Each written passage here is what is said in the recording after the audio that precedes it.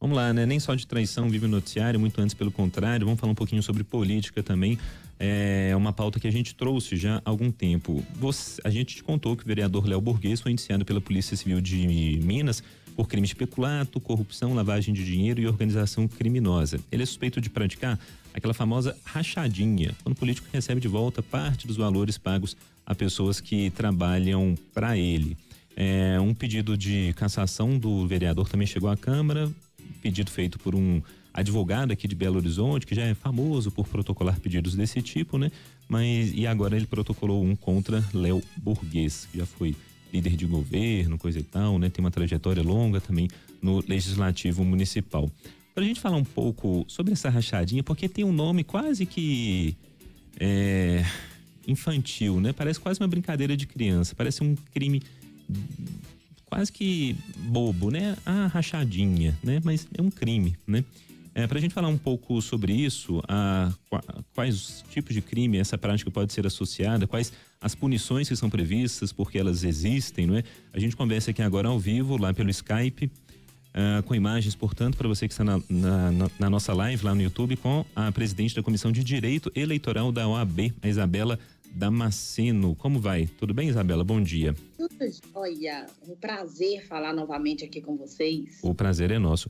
Ô, Isabela, então, sempre quando o assunto rachadinha entra no noticiário, e a gente está falando do caso específico de um vereador de BH, mas nos últimos anos o termo veio muito à tona, né, por causa das suspeitas de rachadinha envolvendo a família Bolsonaro. Eu acho que só esse nome já dessa conotação, como eu comentei, muito infantil, né? Parece um crime bobinho, né? Uma rachadinha, né? Assim, só esse diminutivo, né?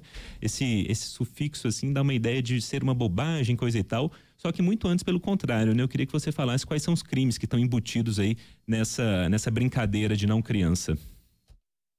Então, a rachadinha se tornou popular pela questão do indiciamento, né, da família Bolsonaro, onde é imputado crime, onde você pega proventos de servidores públicos, comissionados ou que tenham cargos de confiança e utiliza para proveito próprio.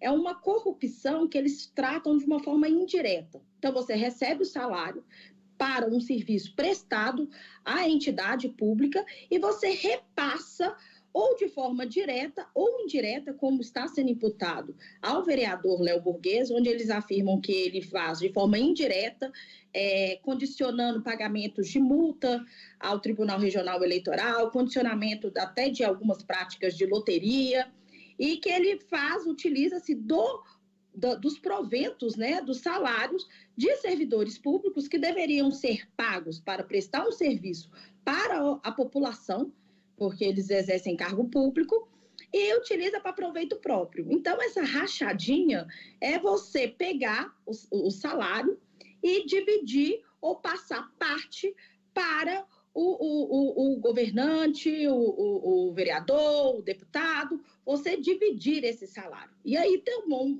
um termo que se chama rachadinha. Isabela, quem fala é Murilo. No âmbito aqui da Câmara dos Vereadores, a gente já sabe o que pode ocorrer com o vereador caso se forme uma maioria aí que entenda que ocorreu a prática desse crime, ele pode perder um mandato.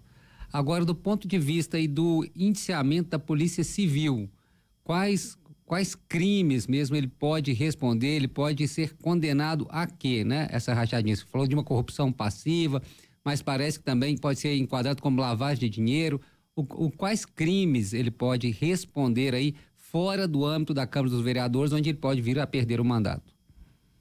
Então, ele está sendo indiciado, inclusive já foi realizada a denúncia dele, é uma denúncia que vem com escuta, uma denúncia bem robusta, com muitas páginas, bem corroborada, com bastante prova, onde ele está sendo acusado de corrupção passiva, corrupção ativa, advocacia administrativa, lavagem de dinheiro e organização criminosa, pois ele utiliza-se de diversos colaboradores, né?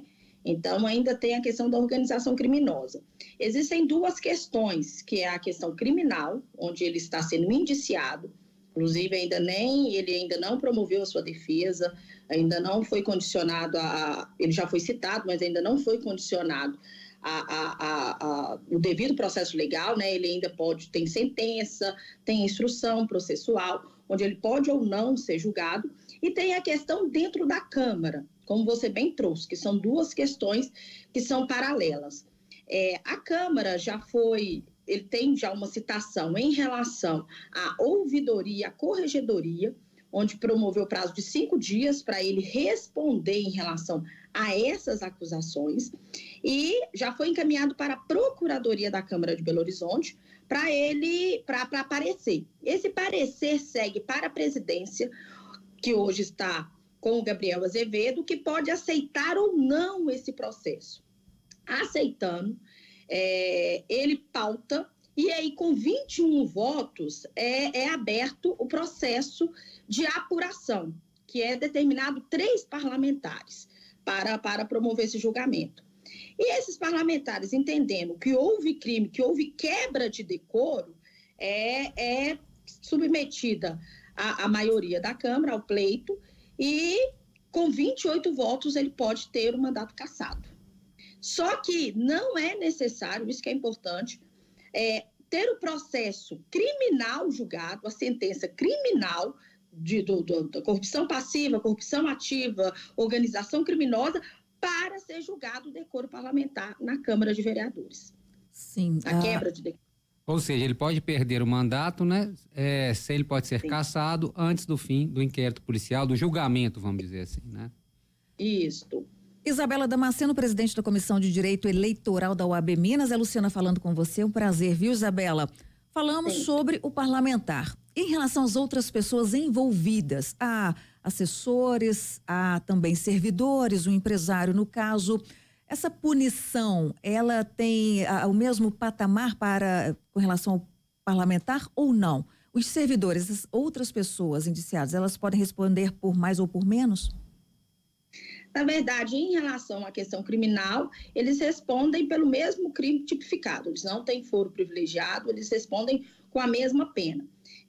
Pelo que eu vi a notícia, a Câmara de Belo Horizonte já exonerou esses servidores envolvidos, né? Já promoveu, exonerou. Eles provavelmente, eu não sei qual é a categoria, talvez eles vão responder por processo disciplinar dentro da Câmara. Eu não sei se tem servidor efetivo, se tiver servidor efetivo envolvido nesse crime, ele responde internamente com processo administrativo, inclusive com perda, né, sendo exonerado do cargo. E as pessoas o empresário envolvido, ele responde criminalmente com as penas previstas e com os crimes que foram imputados. Mas somente os servidores efetivos podem responder por processo disciplinar com a perda do cargo, exoneração, e o vereador com um processo interno de cassação do mandato. São 10h15, a gente conversou aqui na Band News FM com a Isabela Damasceno, presidente da Comissão de Direito Eleitoral da OAB de Minas Gerais. Isabela, obrigado, viu, pelos esclarecimentos, muito bons. Até uma próxima. Até uma próxima.